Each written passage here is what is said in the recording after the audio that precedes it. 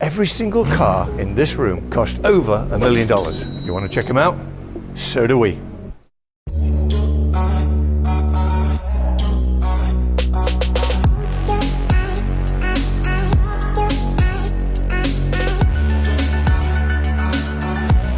So my understanding is there's 10 cars in this room. Every one of them costs more than $1 million new. And many of them are worth far more than that now. Oh, I'm sure, Yeah. I'm sure. And it all started with this guy, right? It did with the Bugatti Veyron.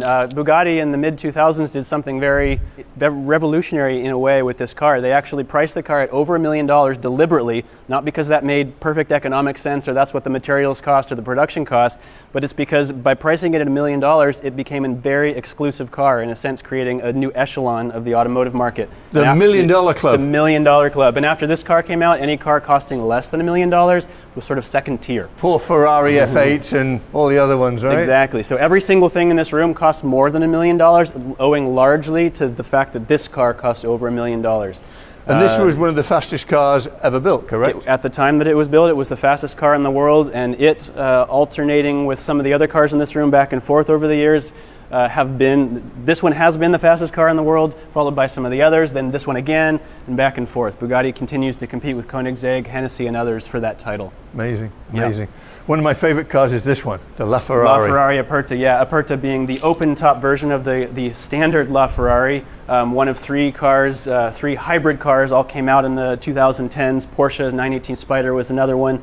And the McLaren P1, all of them sort of proving the concept of hybrid propulsion in an ultra-high performance car and really conveying the fact that it's a totally viable propulsion solution.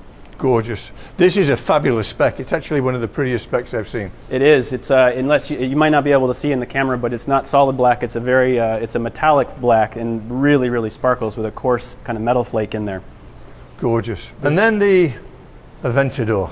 Well, this is the Centenario. This is Centenario, It looks like an Michael. Aventador. Oh, same Come thing. on. Actually, I'm not a huge Lambo fan, although I've owned a ton of them. You could be forgiven. Lamborghinis all share a very similar sort of faceted aesthetic. It's Did you hear that, guys? Yeah, I it's- can be forgiven. Yes, Remember, and- I can be forgiven. He doesn't speak for me. And unless you're a real Lamborghini fan, you might not notice all the subtle differences between this and the car it was based on. But this is the Centenario beautiful. limited edition, more valuable than the Aventador or any of the other Lamborghinis produced at the time. Highest performance. It's four-wheel drive, four-wheel steering. In fact, V12. It's at the time it was the top Lamborghini produced. Now I believe the equivalent model is the Sian. And Lamborghini continues to produce sort of their top level limited or few off models, I believe they call them when they make It is a very small number. spectacular, absolutely. And in the exposed carbon fiber. Yep, with blue accents, kind of like the very subtle red accents on the LaFerrari over there. This one has just very minimal blue accents to complement the carbon. And then the Pagani. The Pagani, yeah, this one's very special. This one really illustrates that for people who are in the market for hypercars, often the base model or the car as it comes from the factory is not enough, and they like to take it to yet another level of uniqueness and extremity of cost and aesthetics and exclusivity. And this is owned by Manny Khoshbin here in the Los Angeles area. He's well known for purchasing hypercars and having them further customized. In this case, this is by the French fashion and accessories company Hermès, who took this car that already was spectacular, unique, expensive, exotic, and exclusive, and they created a one-off Hermès edition Pagani for Manny that is completely unique. There's like nothing else in the world, like no other Pagani. So many details on here unique to this car. You can see the little H pattern in all of the metal grills. The interior is all done in leather and other materials, canvases and things as you'd find on Hermès handbags and other things that they would produce. A more expensive Birkin bag. Exactly, yes. So it's a unique color and everything like that. Totally unique.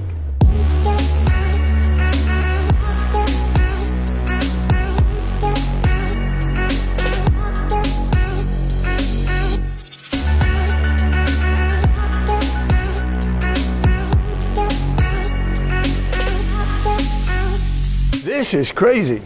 The Devil 16, yes, this one's a very controversial car because the company has taken a long time to bring it to market and still has not yet brought it to market. They've been working on concepts and prototypes and test models for many, many years, and a lot of people are not entirely certain whether they're ever going to produce an actual a production car that would be purchasable by a client and drivable. Where does this come from? This comes from Dubai, United Arab Emirates.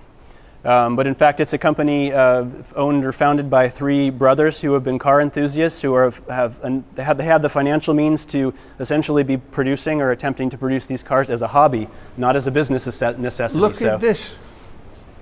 It's like a jet.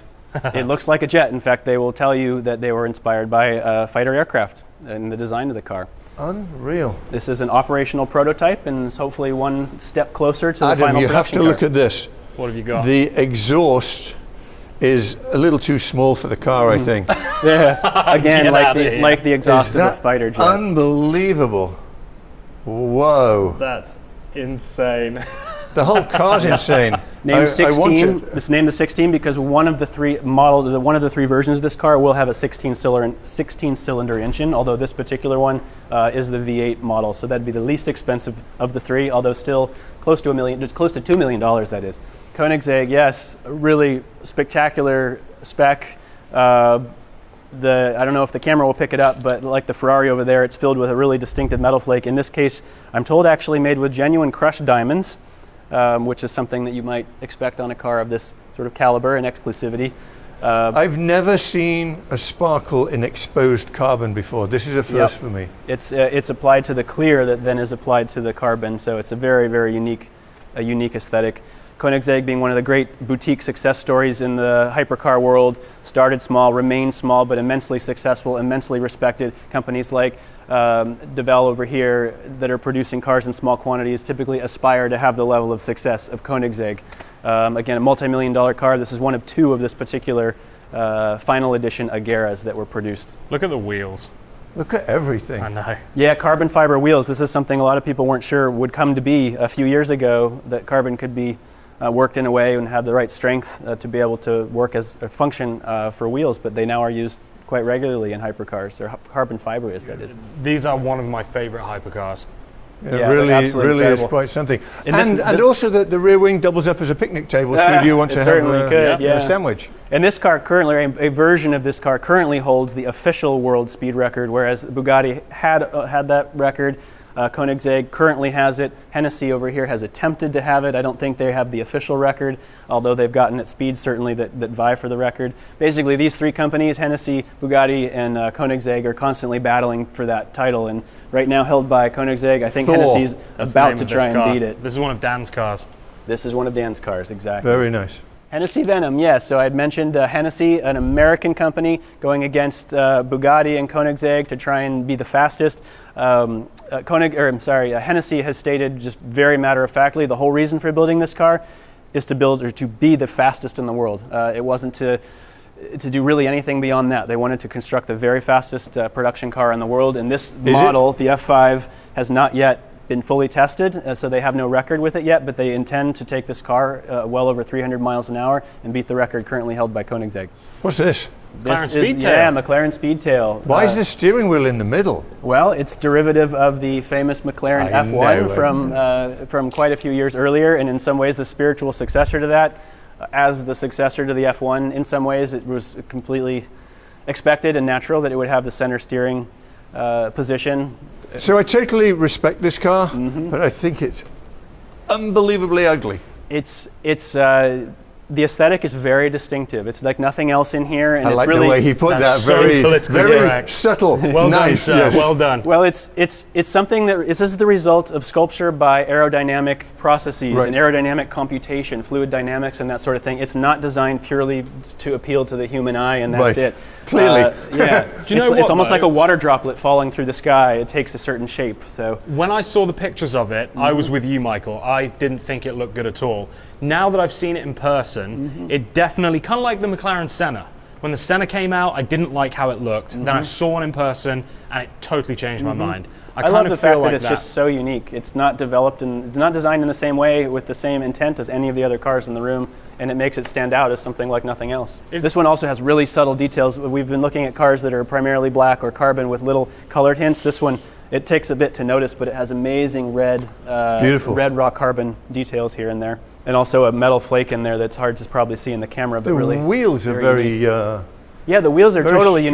strange. So this, also for aerodynamic effect, very similar to the overall design of the car. This is actually a fixed panel, so the wheel and the tire spin around this while this does not move and dissipates or actually avoids the typical aerodynamic resistance that comes with complex airflow over a wheel. And have you Characteristics. seen this, Michael?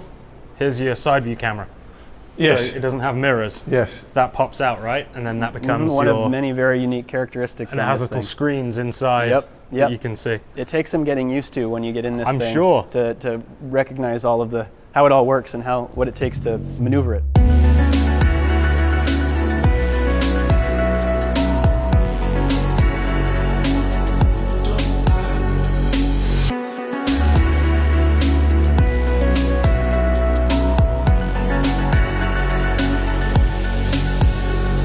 Wow, Michael, come and look at this from the back. It looks like a catamaran. It really This does. car is massive. It's We had huge. no idea that it was this big, and when it showed up, we were all blown away. This is the Neo EP9, Neo EP9. I've never heard of that. a Chinese-based company, although they have offices here in California and in Europe. Chinese-based company that built this car, the Neo EP9, that is, to really prove themselves to the world. After producing this car, they're going to move on to build much more commonplace cars, sedans, and SUVs. Am I saying this correctly? You'd have to climb in. Yep, this lifts up and you climb in over this. Yeah, it's not necessarily the most practical thing, but it leads to an absolutely stunning design. Not great if you're taking somebody out for dinner and they're wearing No, a it short would skirt be- or something. Or it could be add some fun to the whole thing. There you go. But yeah, this held the speed record at the Nürburgring for electric vehicles for a while. It held the speed record at some tracks in the United States. It also has achieved a speed record autonomously in the United How States. fast is it? Technologically amazing. Oh gosh. 194. 195 miles per hour is the top speed. So this is an all-electric car, and with all-electric cars, you typically see incredible acceleration, but not 2.7 necessarily seconds, I say, exactly, yeah. but not necessarily high top speed, because electric motors and batteries are more capable with acceleration than they are with long, steady. Look at the steady width top of this, speed. Adam. I know. The design is absolutely stunning. Just It just has such unbelievable. presence. And then the last one, The Rimac is Concept 1. the Rimac. Rimac Concept 1, an absolute pioneer in the electric sports car and supercar world, built in 2015 by an incredibly young individual in Croatia, attempting to prove the viability of electric propulsion in sports cars, and also really selling his sort of engineering prowess to the world. He uses this sort of as a halo product. However, Mata Rimac and Rimac, the company, sell their electric vehicle technology to many other companies around the world: Koenigsegg, Aston Martin, Really? Porsche, etc. Yeah, so that's the core of their business, I believe, is selling their technology to others. But this still just represents their engineering capabilities. Spectacular four independent electric motors, allowing for torque vectoring individually at each wheel, stunning acceleration. Famously, one of these was crashed by Richard Hammond.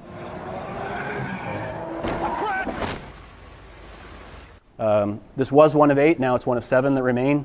So he made them more rare. He He put the made them price more up. There you rare, go. although the one that was crashed does still exist and is still owned by the company, and they're still trying to figure out exactly what to do with it, but it's kind of a charred shell. Right. Didn't that thing burn for like 3 days? It burned for quite a while, yes, and it's in some ways the fact that he emerged alive is a testament to some of the qualities of this car. Yeah, because it was a crazy It was a crash. crazy, crazy crash. It was pretty intense, and if you watch the video of it, you would not expect someone to have made No. it out alive. Well, this has been amazing, and can't thank you enough. Of course, yeah. Really, Love sharing. really incredible collection of uber $1 million cars. Exactly, yeah, the most extreme in the world. Well, thank you again. Of course, yep. Thank you. again. Thanks for coming by.